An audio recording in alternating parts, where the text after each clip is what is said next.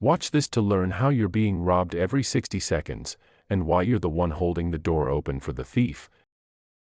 In the heart of the Iron City, where the clock towers never stop ticking and the air hums with the constant vibration of 1,000 distractions, lived a young man named John. He was an apprentice in his early 20s, with messy dark hair, bright, curious eyes, and a simple linen apprentice's tunic. Lately, John felt like he was drowning in a sea of gray noise. He was always tired, always rushing, yet somehow, he was always standing still. John possessed something most people in the Iron City had long forgotten, an ancient, leather-bound volume known as the Book of Wealth. It wasn't a book about simple gold coins or heavy bars of silver, it was a manual of deep secrets, high-level skills, and the quiet, steady wisdom required to build a life of true, unshakable freedom. It was the kind of book that required a man's full soul to read. But every time John sat down to open it, the shadow imps arrived. The shadow imps were invisible to the sleeping masses, but to John, they were a constant, suffocating plague. They were small, spindly creatures made of oily smoke and crackling static, representing every hollow notification, every fake emergency, and every mindless digital scroll that pulls at the human mind. Every time John's eyes drifted from the sacred pages to a flickering light in his window or a distant, meaningless shout in the street, an imp would reach out with a clawed hand, snatch a literal spark of golden light from John's temple, and run away giggling in a voice that sounded like a phone's vibration on a wooden table.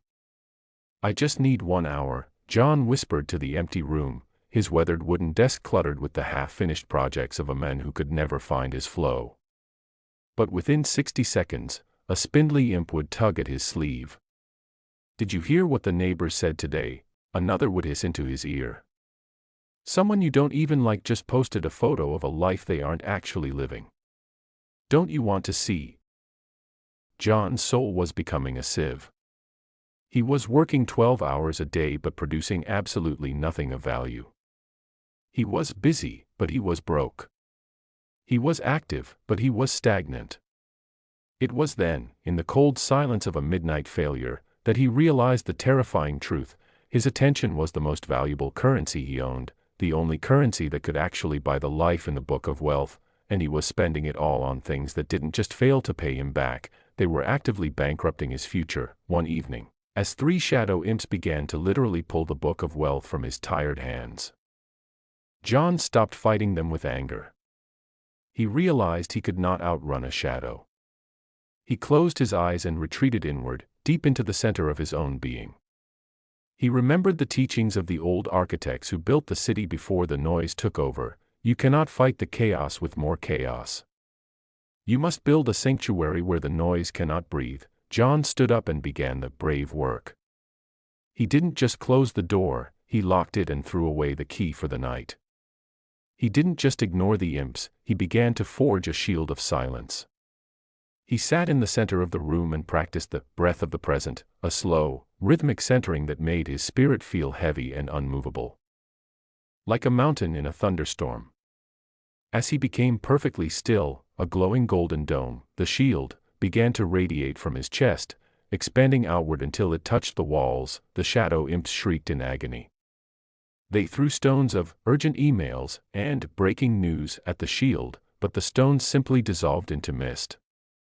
They screamed viral outrage through the glass, but the sound died before it reached John's ears. For the first time in his adult life, the room was truly, deeply quiet. John opened the Book of Wealth. Without the imp stealing his thoughts every 60 seconds, the words began to transform. The ink seemed to glow. He didn't just read the sentences, he understood the architecture of reality. He saw the blueprints for his future, the high-income skills he needed to master, and the path to a life where he was the master of his time. He realized that wealth wasn't something he chased through the streets, it was something he grew in the protected soil of undivided attention. By the time the sun rose, the shadow imps had fled, unable to survive in the presence of such intense, concentrated focus. John walked to his balcony, looking out over the flickering, distracted lights of the Iron City. He was no longer just an apprentice. He was a man who owned himself.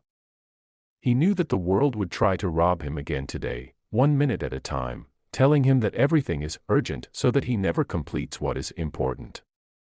He had learned that the shield of silence is not a cage that keeps the world out, it is a fortress that keeps your greatness in. The thieves are at your door every minute. They don't want your money, they want your mind, because if they have your mind, they already have your money.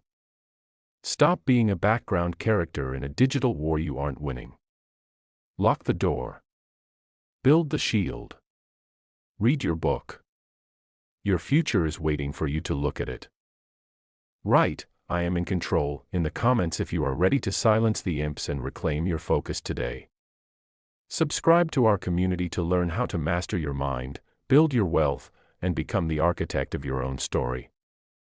Don't let them steal another 60 seconds.